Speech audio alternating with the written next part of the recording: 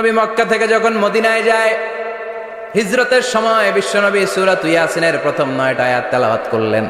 তেলাওয়াত করে আল্লাহর নাম নিয়ে ঘর থেকে বের হলেন। আশেপাশে কাফেররা ঘুরে কিন্তু বিশ্বনবীরে দেখে না, সবাই খালি এরকম এরকম করে, ডানে বায়ে হাতায় বিশ্বনবীর সামনে দিয়ে যায়, কিন্তু কাফেরদের চোখ অন্ধ করে দিয়েছে কে?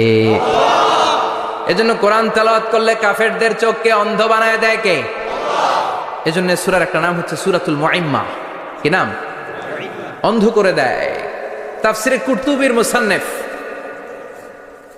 ইমাম আল কুরতুবি, উনাকে জালিম বাদশা বন্দী করেছিল। ওনার তাফসিরে এসেছে উনি শক্তিশালী লোক ছিলেন, জেলখানা ভেঙে বাঁচার জন্য দিয়েছে দৌড়। উনারেও ধরার জন্য জালিম বাদশার সৈনিকেরা ঘোড়া নিয়ে রওনা হয়েছে। উনিও দৌড়ায়, ঘোড়াও পেছন থেকে আসে। ওমিয়া মানুষ কি ঘোড়ার দৌড়ের সাথে পারে? উনি হাঁটতে হাঁটতে হয়রান হয়ে এক বালুর ময়দানে যে ধপাস করে পড়েছে। ওরাও ঘোড়া দিয়ে এসে নেমেছে, কিন্তু আজীব তামাশা, উনি বালুতে ধপাস করে পড়েই সূরা ইয়াসিনের প্রথম 9 আয়াত তেলাওয়াত করতে শুরু করেছেন। ওরা নিচে নেমে ডানে বায়ে সামনে পিছনে খালি খুঁজে, কিন্তু দেখে না, সামনেই কিন্তু বসা। ওদের চোখটার অন্ধ করে দিছে কে? বিশ্বাস হয়? ঈমান হয়? এজন্য বিপদে পড়লে সূরা ইয়াসিনের প্রথম 9 আয়াত পড়তে রাজি আছেন? আল্লাহ তুমি তৌফিক দাও। আর জোরে পড়েন আমিন।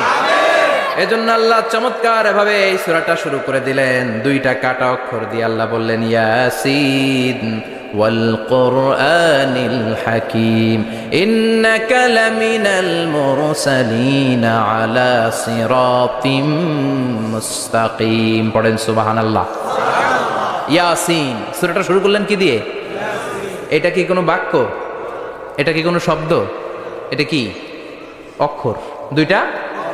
প্রথম অক্ষরের নাম, দ্বিতীয়টা আওয়াজ করে বলেন, প্রথম অক্ষরটার নাম, দ্বিতীয়টা।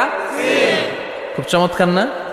বাক্য দিয়ে এই সূরাটা শুরু করে নাই। যেমন ইদা জুলজিলাতিল আরদু জিলজালাহা, এই সূরার প্রথম